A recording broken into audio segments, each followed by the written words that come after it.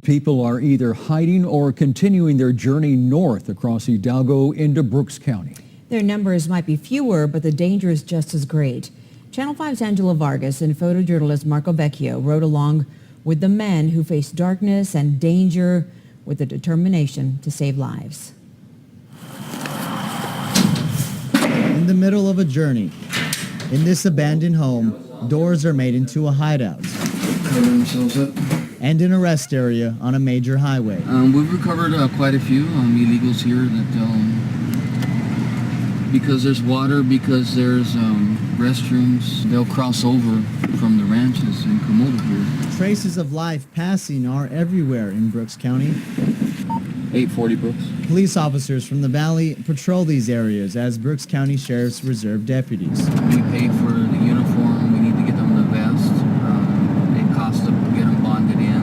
They have to have their own gun, their own equipment. Donna Independent School District Senior Sergeant Daniel Walden started this effort. Because we have full-time jobs, we come out when we can.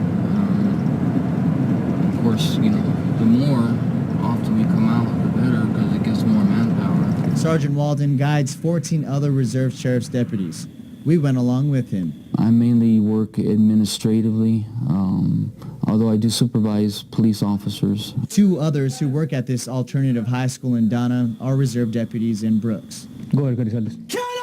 Donna ISD drill instructor Mario Mireles Carry on. educates students to get them back on track. Some of them want to be teachers, principals, and they will accomplish it. Donna ISD police officer Antonio Rocha protects the campus. It's my responsibility, basically. The students, the safety, everything, the drill instructors, principal. They put on this uniform.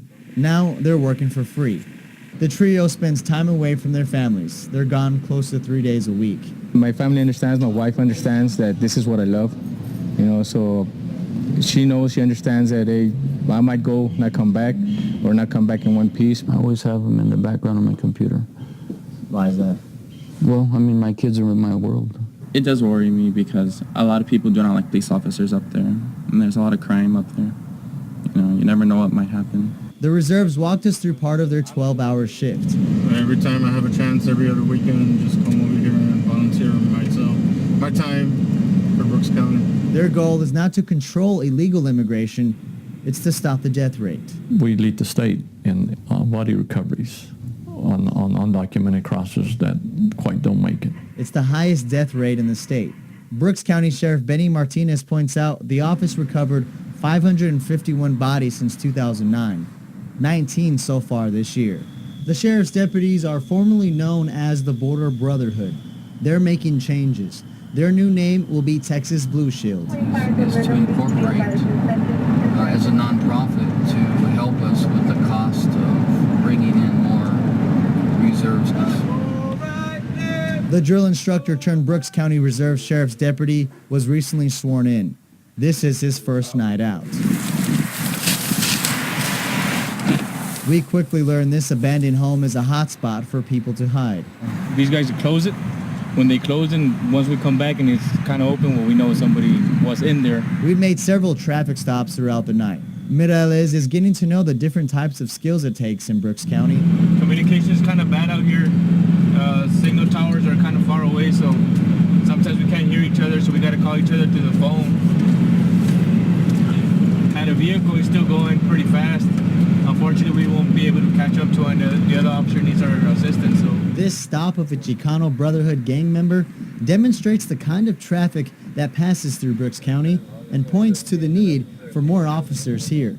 Sheriff Martinez says they plan to install repeaters in towers. It gives us more leverage on the signal, or a stronger signal to where we can transmit. His department has 1 deputy on the road per shift.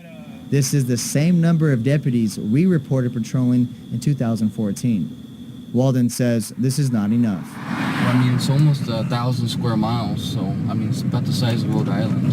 So, I mean, you'll take only 2 deputies and put them in 1,000 square miles. There's a lot of areas to drop off. The sheriff's office relies on grants to operate and gets help from a neighboring county. I guess you can say Stark County pretty much right now it's leading, assisting us in obtaining the federal funds. Okay, versus getting direct funding ourselves. We went to Brooks County Auditor August Petroli to find out what's being done to help the sheriff's office. They've gotten more deputies. They've gotten more help in that area, more vehicles improvements. So we actually increased what they did had because they were in pretty dire straits at one time. Sheriff Martinez says things are improving. There's 8 or 9 total, but I have one in the courthouse, and I have one of the civil process, and so specifically on the road itself, probably like 5 or 6. The sheriff explains they need about 15 deputies to help cover the entire county. For now, the sheriff is looking to a brotherhood to help shield its county. There's more to law enforcement, than just getting paid.